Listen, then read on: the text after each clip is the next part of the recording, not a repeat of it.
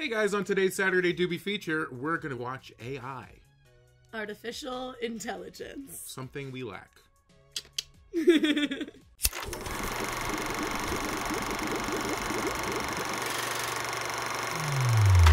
Welcome to Saturday Doobie Doobity Doo! I love it. Let's change everything. Saturday Doobie Feature. I'm Justin. I'm Jessica. I love it.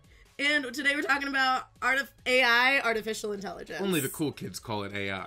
It's the full, if you look it up, it's both. Well, yeah. It's AI, they didn't pick If you one. search AI now, I mean, there's so many news stories about actual artificial intelligence impacting our lives that I think they didn't really see. But when Steven Spielberg, at 2001, I don't think he really saw a lot of this coming, which we're going to get into now. Today's strains were provided by Hyperion Healing. So thank you, Hyperion Healing. Thank you. We got some really good stuff, so I'll get right into this brain OG, because you're going to want to use your brain for watching this movie. It's a very philosophical, deep family, not really a family film. It wasn't really marketed as a family film back in the day. You know, I would say it was marked as a family film, deceivingly so even, because I went with my family to see it at 8 years old. Ooh, I don't know if I would trust my 8-year-old to have the attention span for this movie. I cried. Really? I for sure cried. Really? Is it like a fear? Yeah. There's a dead brother that's not a dead brother anymore.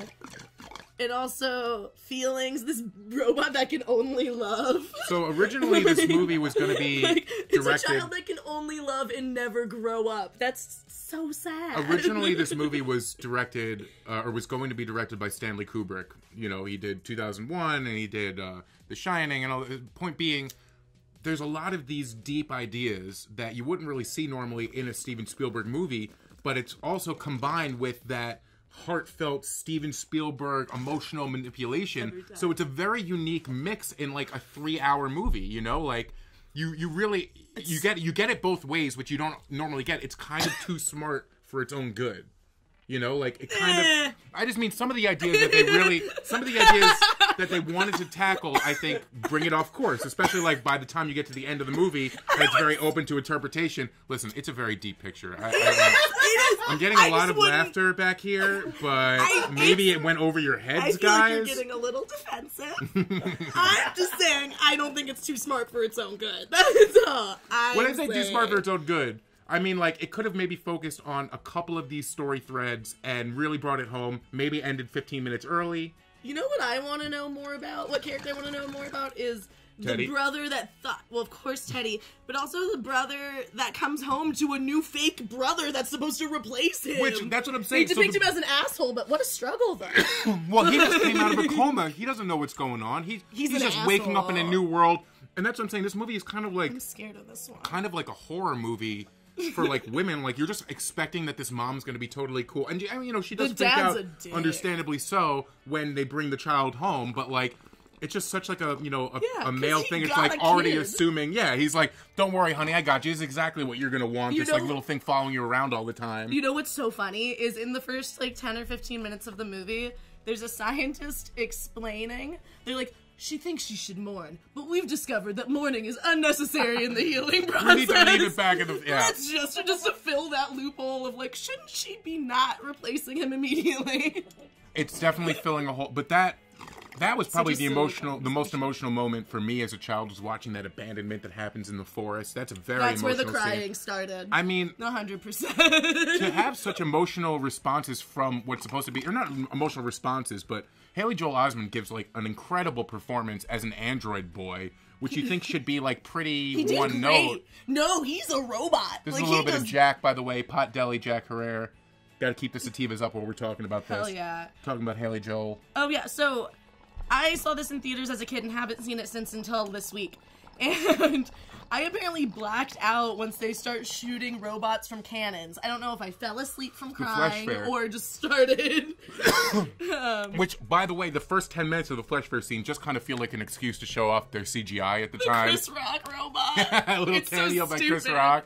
It's just, exactly. So that's some of the superfluous things in the movie that are like those Spielberg touches that maybe you could have taken out a little bit.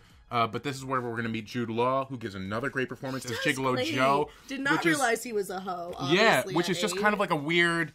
in your not family film. I mean, they didn't make action figures for this movie. That was like their thing. They're like, we didn't make action figures. It's not a family movie.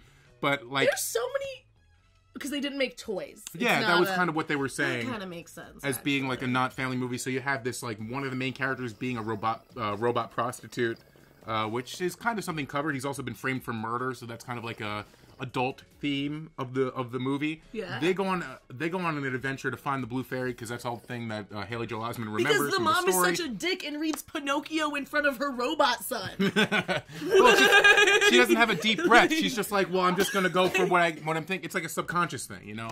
But they go to Mr. Know-It-All, which I thought was so funny. Like in 2001, they didn't think we would have Google in our pocket, so we would pay $5 to ask a robot like 2 questions. Doesn't that robot that they show the projection, doesn't he look like he taught you math in a video game you had? Oh yeah, no, he definitely did. Like Dr. Robot's Math Blasters or whatever it was.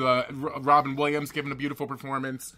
I guess, you know, doing the voice or whatever for that. But then it starts getting into that really weird, trippy territory. He finds all those copies of himself. That is, I did not remember that David at all. and Darlene. Yeah, because it really is relating to the trauma of the inventor's dead son too. And fucked up. And then he gets frozen under ice for 2,000 years. And when I was a child, I thought that he was saved by aliens. They're not aliens. No, they're future AI. They're the future evolved, spoilers, robots who find David and treasure him. For AI. I mean, it's almost like watching artificial intelligence. Yeah, guys, get with the program. But like watching it, I kind of wish they cut some of that stuff out at the end because it just creates more. Like they want to give it a happy ending, but that creates more questions for me. Like, what happens after that day? You think that's a happy ending? I mean, it's supposed to give David that closure, but like I feel just like a visual closure. It's that he dies though. He goes to sleep forever, like she does. That's what they say in the voice. That he's just going to go to sleep forever, too? Yeah, and then Teddy's just there. Yeah. I want to have Teddy on a cage. to talk about this.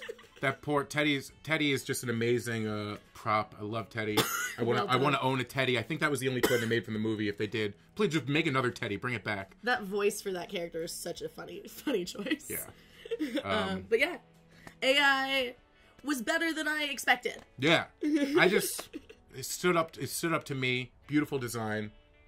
And if there's something you guys want us to see, leave a comment below.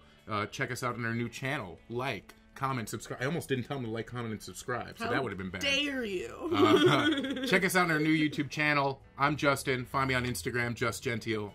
Jessica 420 bro. Wow. Jessica 420 bro. Jessica 420 bro. Wow 420 bro. Look at my comedy stuff.